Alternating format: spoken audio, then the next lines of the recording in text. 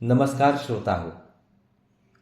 आज की इस पावन बेला पर यानी कि श्री कृष्ण जन्माष्टमी के शुभ अवसर पर आप सभी को मेरा सादर प्रणाम।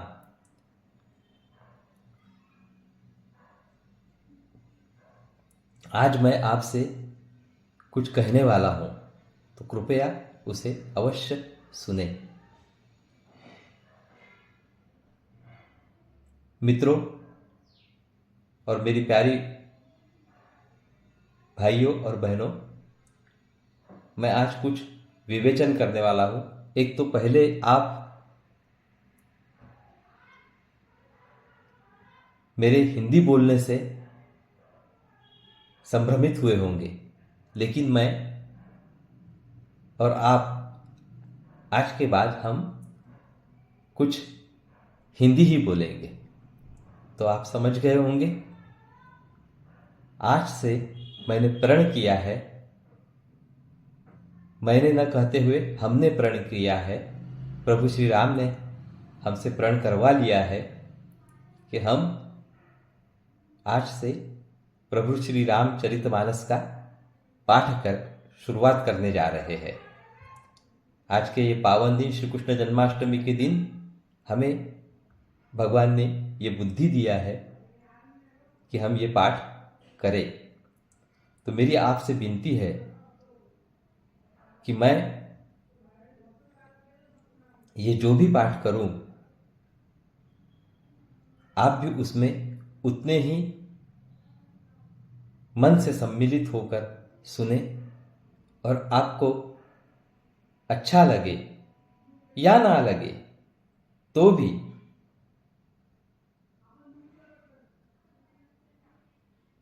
सुनते वक्त सुनना होने के बाद आप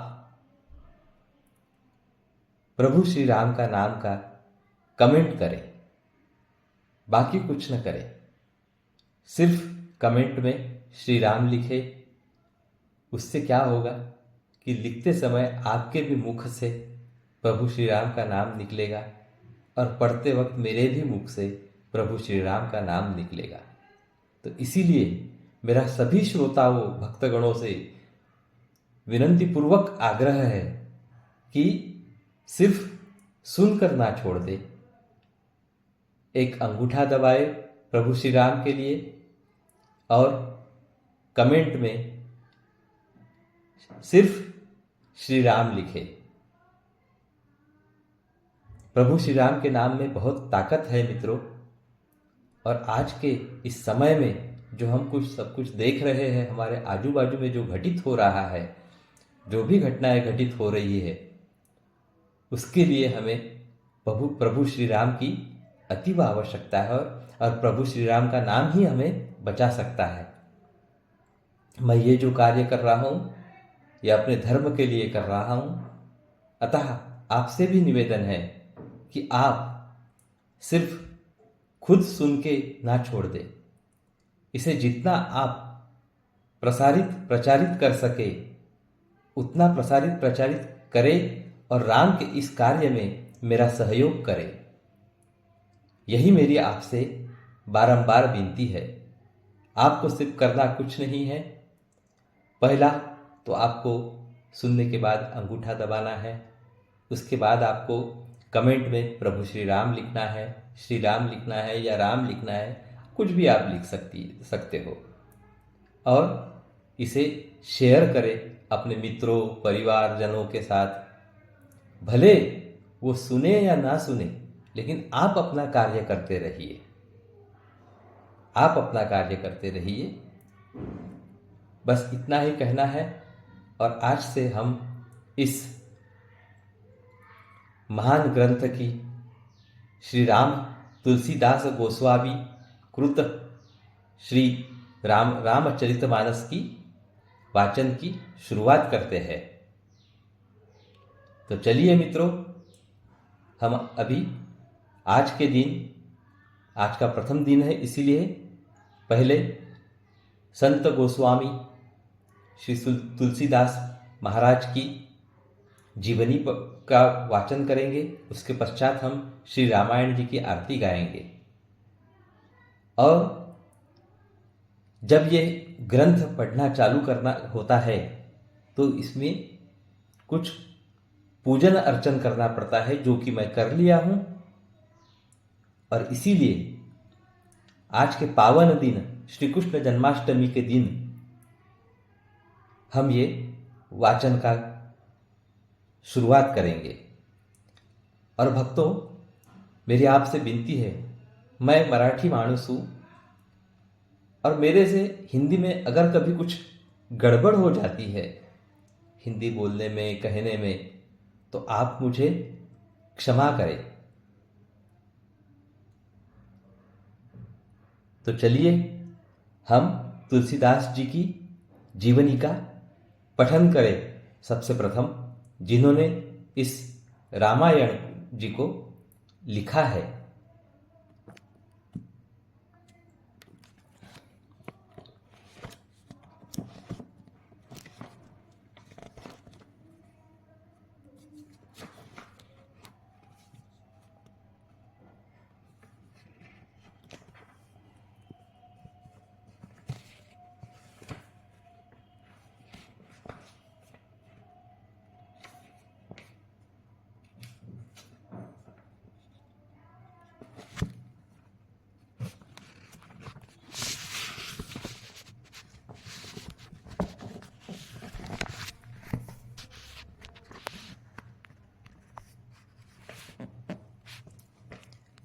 श्री हरि गोस्वामी तुलसीदास जी की संक्षिप्त जीवनी। प्रयाग के पास चित्रकूट जिले में राजापुर नामक एक ग्राम है। वहां आत्माराम दुबे नाम के एक प्रतिष्ठित सूर सरयू पारीण ब्राह्मण रहते थे। उनकी धर्मपत्नी का नाम हुलसी था। संवत 1554 की श्रावण शुक्ला सप्तमी के दिन अभुक्त मूल नक्षत्र में इन्हीं भाग्यवान दंपति के यहाँ 12 महीने तक गर्भ में रहने के पश्चात गोस्वामी तुलसीदास जी का जन्म हुआ। जन्मते समय बालक तुलसीदास रोए नहीं, किंतु उनके मुख से राम का शब्द निकला। उनके मुख में 32 दांत मौजूद थे। उनका डील डौल 5 वर्ष के बालक सा था। इस प्रकार के अद्भुत बालक को देखकर पिता अमंगल की शंका से भयभीत हो गए और उसके संबंध में कई प्रकार की कल्पनाएं करने लगे। माता हुलसी को यह देखकर बड़ी चिंता हुई। उन्होंने बालक के अनिष्ट की आशंका से दशमी की रात को नवजात शिशु को अपनी दासी के साथ उसके ससुराल भेज दिया और दूसरे दिन स्वयं इस असार संसार से चल बसी। दासी ने, जिसका नाम चुनिया था, बड़े प्रेम से बालक का पालन पोषण किया। जब तुलसीदास लगभग 5.5 वर्ष के हुए, चुनिया का भी देहांत हो गया। अब तो बालक अनाथ हो गया। वह द्वार द्वार भटकने लगा। इस पर जगत जननी पार्वती को उस होनहार बालक पर दया आई। वे ब्राह्मणी का वेश धारण कर प्रतिदिन उसके पास जाती और उसे अपने हाथों भोजन करा जाती। इधर भगवान शंकर जी की प्रेरणा से रामशैल पर रहने वाले श्री अनंतानंद जी के प्रिय शिष्य श्री नरहरयानंद जी ने इस बालक को ढूंढ निकाला और उसका नाम राम बोला रखा। उसे वे अयोध्या ले गए और वहां संवत 1561 माघ शुक्ल पंचमी शुक्रवार को उसका यज्ञोपवीत संस्कार कराया। बिना सिखाए ही बालक राम बोला ने गायत्री मंत्र का उच्चारण किया, जिसे देखकर सब लोग चकित हो गए। इसके बाद नरहरि स्वामी ने वैष्णवों के 5 संस्कार करके राम बोला को राम मंत्र की दीक्षा दी और अयोध्या ही में रहकर उन्हें विद्याध्ययन कराने लगे। बालक राम बोला की बुद्धि बड़ी प्रखर थी। एक बार गुरुमुख से जो सुन लेते थे उन्हें वह कंठस्थ हो जाता था। वहां से कुछ दिन बाद गुरु शिष्य दोनों शुक्र क्षेत्र यानी कि सोरो पहुंचे। वहां श्री नरहरि जी ने तुलसीदास को रामचरित सुनाया। कुछ दिन बाद वे काशी चले आए। काशी में शेष सनातन जी के पास रहकर तुलसीदास ने 15 वर्ष तक वेद वेदांग का अध्ययन किया। इधर उनकी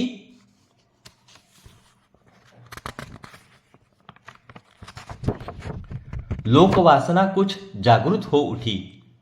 अपने विद्या गुरु से आज्ञा लेकर वे अपनी जन्मभूमि को लौट आए। वहां आकर उन्होंने देखा कि उनका परिवार सब नष्ट हो चुका है। उन्होंने विधिपूर्वक अपने पिता आदि का श्राद्ध किया और वहीं रहकर लोगों को भगवान राम की कथा सुनाने लगे। संवत 1583 ज्येष्ठ शुक्ला 13 गुरुवार को भारद्वाज गोत्र की एक सुंदरी कन्या के साथ उनका विवाह हुआ और वे सुखपूर्वक अपनी नवविवाहिता वधू के साथ रहने लगे। एक बार उनकी स्त्री भाई के साथ अपने मायके चली गई।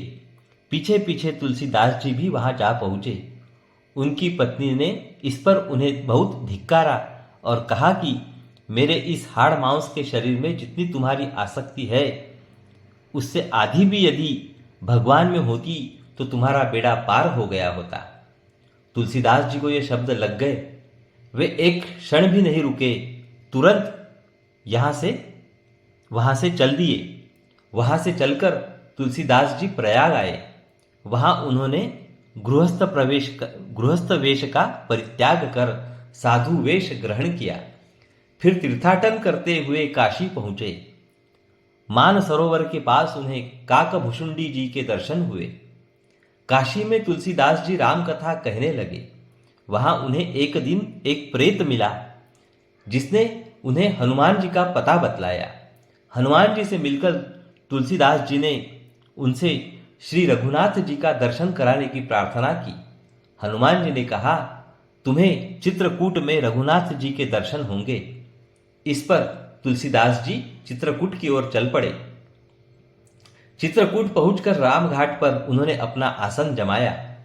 एक दिन वे प्रदक्षिणा करने निकले थे। मार्ग में उन्हें श्री राम के दर्शन हुए। उन्होंने देखा कि दो बड़े ही सुंदर राजकुमार घोड़ों पर सवार होकर धनुष बाण लिए जा रहे हैं। तुलसीदास जी उन्हें देखकर मुग्ध हो गए, परंतु उन्हें पहचान न सके। पीछे से हनुमान जी ने आकर उन्हें सारा भेद बताया तो वे बड़ा पश्चाताप करने लगे। हनुमान जी ने उन्हें सांत्वना दी और कहा, प्रातःकाल फिर दर्शन होंगे। संवत 1607 की मौनी अमावस्या बुधवार के दिन उनके सामने भगवान श्री राम पुनः प्रकट हुए। उन्होंने बालक रूप में तुलसीदास जी से कहा, बाबा हमें चंदन दो। हनुमान जी ने सोचा वे इस बार भी धोखा न खा जाए, इसलिए उन्होंने तोते का रूप धारण करके यह दोहा कहा, चित्रकूट के घाट पर भई संतन की भीड़, तुलसीदास चंदन घी से तिलक देत रघुवीर। तुलसीदास जी उस अद्भुत छवि को निहार कर शरीर की सुधि भूल गए। भगवान ने अपने हाथ से चंदन लेकर अपने तथा तुलसीदास जी के मस्तक पर लगाया और अंतर्धान हो गए। संवत 1628 में ये हनुमान जी की आज्ञा से अयोध्या की ओर चल पड़े। उन दिनों प्रयाग में माघ मेला था। वहां कुछ दिन वे ठहर गए। पर्व के 6 दिन बाद एक वटवृक्ष के नीचे उन्हें भारद्वाज और याज्ञवल्क्य मुनि के दर्शन हुए। वहां उस समय वही कथा हो रही थी जो उन्होंने सुकर क्षेत्र में अपने गुरु से सुनी थी। वहां से ये काशी चले आए और वहां प्रहलाद घाट पर एक ब्राह्मण के घर निवास किया। वहां इनके अंदर कवित्व शक्ति का स्फुरण हुआ और वे संस्कृत में पद्य रचना करने लगे। परंतु दिन में वे जितने पद्य रचते, रात्रि में वे सब लुप्त हो जाते। यह घटना रोज घटती। 8वें दिन तुलसीदास जी को स्वप्न हुआ। भगवान शंकर ने उन्हें आदेश दिया कि तुम अपनी भाषा में काव्य रचना करो। तुलसीदास जी की नींद उचट गई। वे उठकर बैठ गए। उसी समय भगवान शिव और पार्वती उनके सामने प्रकट हुए। तुलसीदास जी ने उन्हें साष्टांग प्रणाम किया। शिवजी ने कहा, तुम अयोध्या में जाकर रहो और हिंदी में काव्य रचना करो। मेरे आशीर्वाद से तुम्हारी कविता सामवेद के समान फलवती होगी। इतना कहकर श्री गौरी शंकर अंतर्धान हो गए। तुलसीदास जी उनकी आज्ञा शिरोधार्य कर काशी से अयोध्या चले आए। संवत 1631 का प्रारंभ हुआ। उस साल रामनवमी के दिन प्रायः वैसा ही योग था जैसा त्रेता युग में राम जन्म के दिन था। उस दिन प्रातःकाल श्री तुलसीदास जी ने श्री रामचरितमानस की रचना प्रारंभ की। 2 वर्ष 7 महीने 26 दिन में ग्रंथ की समाप्ति हुई। संवत 1633 के मार्गशीर्ष शुक्ल पक्ष में राम विवाह के दिन 7 कांड पूर्ण हो गए। इसके बाद भगवान की आज्ञा से तुलसीदास जी काशी चले आए। वहां उन्होंने भगवान विश्वनाथ और माता अन्नपूर्णा को श्री रामचरितमानस सुनाया। रात को पुस्तक श्री विश्वनाथ जी के मंदिर में रख दी गई। सवेरे जब पट खोला गया तो उस पर लिखा हुआ पाया गया, सत्यम शिवम सुंदरम, और नीचे भगवान शंकर की सही थी। उस समय उपस्थित लोगों ने सत्यम शिवम सुंदरम की आवाज भी कानों से सुनी। इधर पंडितों ने जब यह बात सुनी तो उनके मन में ईर्ष्या उत्पन्न हुई। वे दल बांधकर तुलसीदास जी की निंदा करने लगे और उस पुस्तक को भी नष्ट कर देने का प्रयत्न करने लगे। उन्होंने पुस्तक चुराने के लिए 2 चोर भेजे। चोरों ने जाकर देखा कि तुलसीदास जी की कुटी के आसपास 2 वीर धनुष बाण लिए पहरा दे रहे हैं। वे बड़े ही सुंदर श्याम और गौर वर्ण के थे। उनके दर्शन से चोरों की बुद्धि शुद्ध हो गई। उन्होंने उसी समय से चोरी करना छोड़ दिया और भजन में लग गए।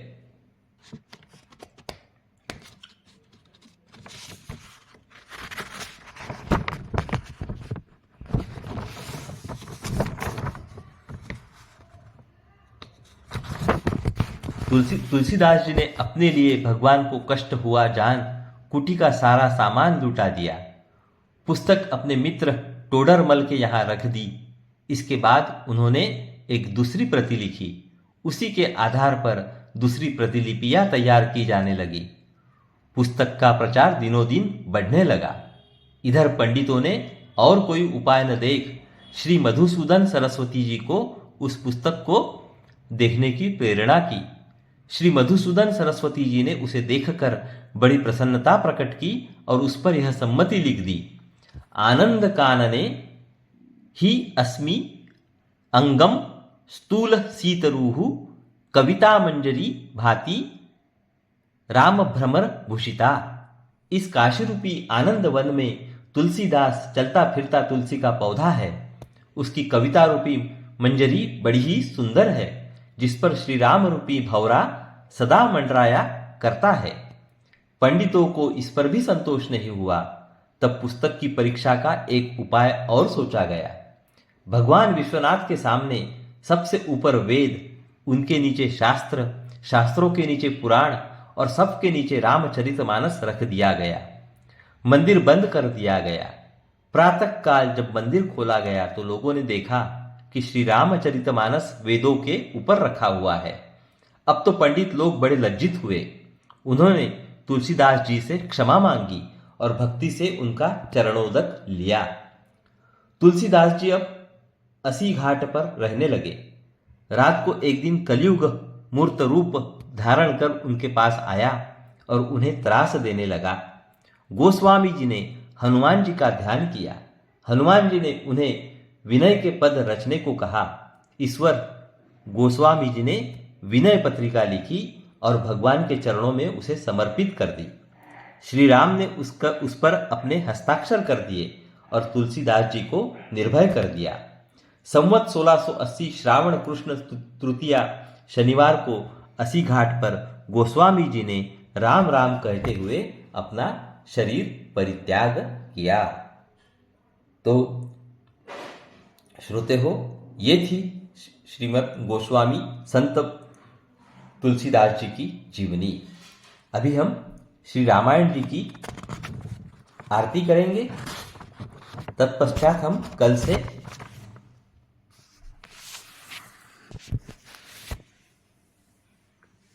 इस वाचन की शुरुआत करेंगे। चलिए तो श्री रामायण जी की आरती हम प्रारंभ करते हैं।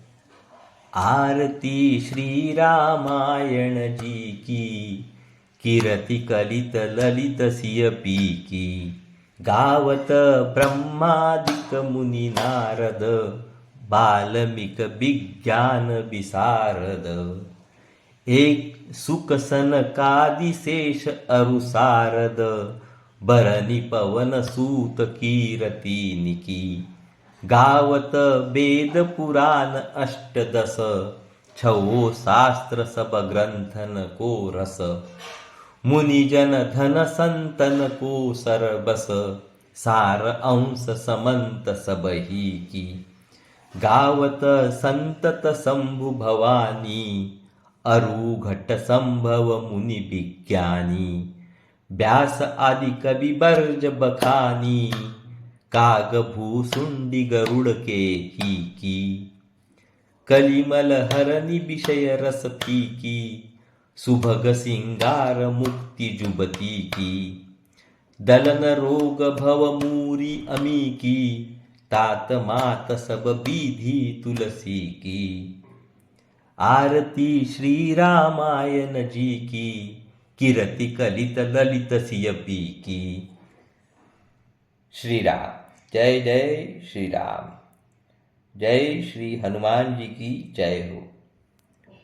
तो श्रोता हो, इसी तरह हम रोज श्री रामचरितमानस का पाठ करेंगे और हम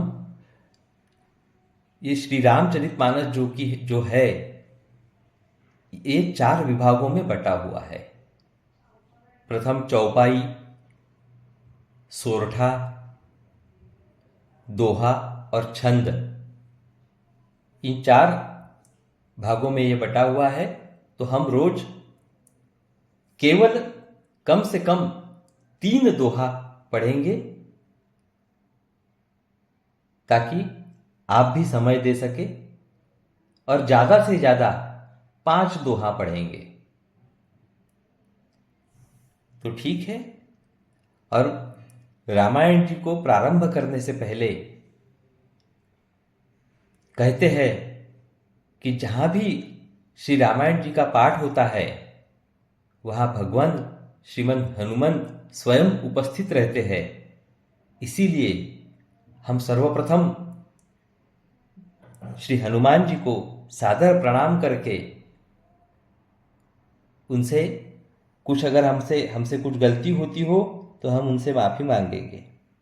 तो चलिए मित्रों, हम कल से श्री रामायण जी का पाठ आरंभ करेंगे। नमस्कार, हरिओम। और भूलिएगा मत, मेरा आपसे विनंती पूर्वक निवेदन है कि आप कमेंट्स में एक बार राम जरूर लिखिए, लाइक कीजिए और सब्सक्राइब करके बेल आइकॉन दबा के ऑल का बटन दबाइए और इसे अपने परिवारजनों मित्रजनों को शेयर कीजिए ताकि राम का नाम हर एक के मुख से निकले और अपने हिंदू समाज का भला हो। तो ये राम काज में राम काज के इस महान कार्य में आपका ये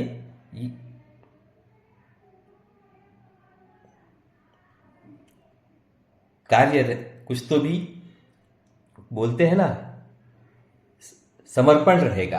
राम काज में आपका ये समर्पण रहेगा। चलिए तो फिर कल मिलते हैं, रामायण का प्रारंभ करेंगे। नमस्कार, हरिओम हरिओम हरिओम। हरे कृष्ण कृष्ण कृष्ण हरे हरे, हरे राम राम राम हरे हरे, हरे कृष्ण कृष्ण कृष्ण हरे हरे, हरे राम राम राम हरे हरे। जय योगेश्वर श्री कृष्ण की जय हो। जय श्री राम जय श्री राम जय श्री राम। संत श्री तुलसीदास जी महाराज की जय। जय हनुमंत की जय। जय भगवान। हरिओम।